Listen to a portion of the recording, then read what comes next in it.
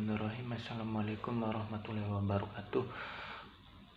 Perkenalkan, nama saya Muhammad Bulhadi dengan NIM 66123042. Di sini saya akan memaparkan hasil review saya atau hasil temuan saya terkait metrik Archit Arrangement by Will and Ross, dan juga hasil analisis 5W+1H dari artikel Bu Ayuning Budiati terkait government sebagai bentuk penyelesaian atas ujian akhir semester ini dari mata kuliah government digital. Jadi langsung saja, di sini saya mengambil studi kasus pada aplikasi PLN Mobile, di mana PLN Mobile ini merupakan bentuk representasi dari PT PLN dalam mengoptimalkan penggunaan teknologi digital untuk memudahkan pelanggan supaya bisa mengakses berbagai layanan terkait kelistrikan. Nah, aplikasi ini memungkinkan penggunaan juga untuk membeli token listrik prabayar, membayar tagihan listrik pasca bayar, mengajukan pasang baru atau mungkin tambah daya listrik, hingga pelaporan atas gangguan listrik. Selain itu juga, aplikasi ini juga menyediakan fitur lacakan status permohonan dan riwayat transaksi serta informasi terkait pemadaman terencana. Melalui aplikasi ini, PLN berupaya untuk bisa meningkatkan kualitas pelayanan kepada pelanggan melalui kemudahan, kecepatan, dan transparansi layanan berbasis teknologi. Selanjutnya saya susun atau kelompok saya susun terkait metrik Archit Arrangement by Will and Ross untuk melihat secara lebih rinci terkait peranan-peranan dari masing-masing aktor dalam tiap kategori bisnis monarki yang mencerminkan tata kelola yang sangat tersentralisasi pada pimpinan puncak dari suatu organisasi. Lalu ada IT monarki yang mencerminkan tata kelola yang didominasi oleh unit teknis atau divisi IT. Lalu ada feudal yang mencerminkan tata kelola yang didominasi oleh unit fungsional daerah. Lalu juga ada federal ini merupakan tata kelola campuran itu antara sentralisasi dan juga desentralisasi. Lalu kemudian ada duopol. Di sini duopol ini mencerminkan tata kelola yang didominasi oleh dua pihak, di mana dua pihak ini adalah unit atau divisi TI atau IT dan juga pimpinan puncak organisasi. Dan yang terakhir di sini ada anarki. Nah, anarki ini mencerminkan tata kelola yang tidak melihat struktur yang formal gitu, sehingga bisa dikatakan sangat terbuka dan sangat terdesentralisasi. Nah, dari metrik yang ada di sini kemudian saya coba untuk mengambil sebuah kesimpulan bahwa berdasarkan metrik yang disajikan dapat disimpulkan bahwa penggunaan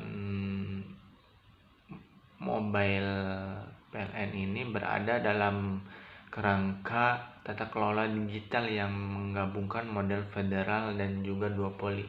Artinya proses pengambilan keputusan dalam pengembangan dan pengelolaan aplikasi ini dilakukan secara kolaboratif, yaitu antara divisi atau unit teknologi informasi PLN pusat dan juga unit-unit daerahnya. Namun untuk keputusan strategi seperti investasi, arsitektur sistem, dan kebijakan IT tetap berada di bawah kendali direksi PLN sebagai bentuk representasi atas bisnis monarki. Aplikasi ini tidak bebas digunakan tanpa regulasi sehingga tidak termasuk ke dalam model anarki. Nah, dengan struktur Invent Mobile mencerminkan tata kelola terorganisasi namun tetap memberikan ruang koordinasi antar level. Nah, selanjutnya analisis 5W+1H dari artikel Bu Ayuning Budiati terkait government.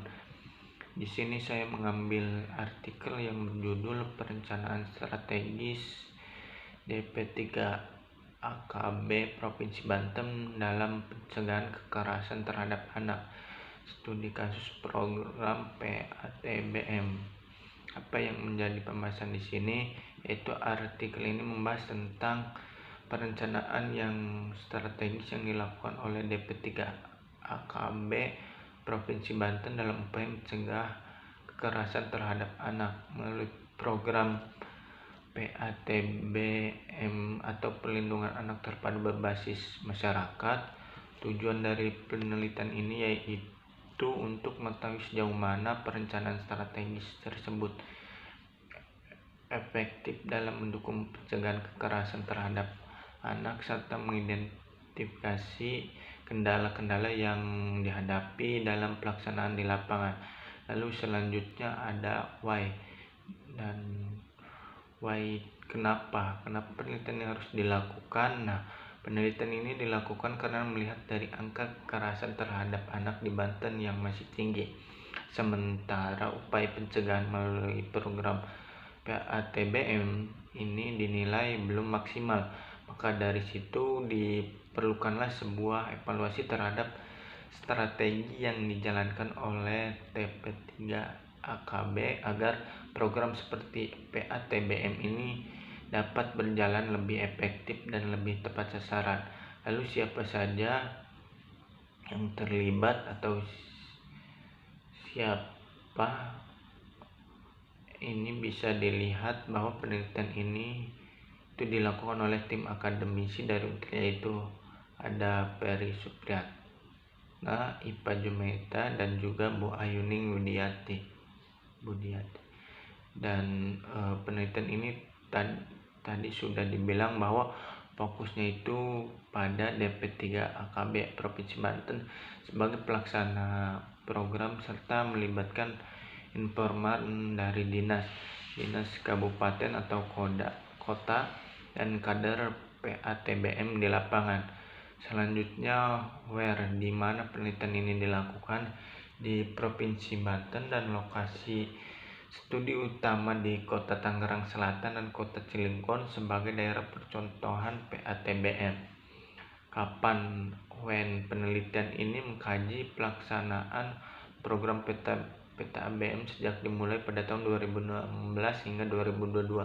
Sejalan dengan periode RPJMD Provinsi Banten tahun 2017 sampai 2022. Lalu yang terakhir adalah how, bagaimana hasil penelitian ini menunjukkan bahwa perencanaan strategis DP3 AKB Provinsi Banten dalam mencegah kekerasan terhadap anak bisa dibilang melalui program PATBM gitu masih dibilang belum berjalan optimal. Terdapat beberapa kendala yang ditemukan. Di antaranya ada ketidaksinkronan antara usulan program dengan kebutuhan faktual, lalu ada kurang pemahaman dan kapasitas SPM dalam menyusun rencana, lemahnya koordinasi lintas antar sektor, serta belum meratanya pelatihan kader PATBM di seluruh wilayah. Selain itu, banyak wilayahnya kelurahan yang belum memiliki alokasi anggaran khusus untuk mendukung kegiatan PATBM ini. Evaluasi yang dilakukan juga belum menyeluruh karena monitoring lebih banyak dilakukan secara acak oleh pihak pusat, bukan oleh DP3 AKB sendiri secara sistematis dan berkelanjutan. Nah, teman-teman ini kemudian mengindikasikan bahwa seharusnya perlu adanya perbaikan dalam aspek sinkronisasi program ini. Nah, penguatan kapasitas aparatur atau SDM-nya serta dukungan anggaran dan kelembagaan di tingkat lokasi yang kuat gitu. Mungkin hidup sekian tanpa kekasih, cukup sekian dan kurangnya terima kasih. Mohon maaf bila ada kesalahan. Wabillahi taufiq walhidayah. Wassalamualaikum warahmatullahi wabarakatuh.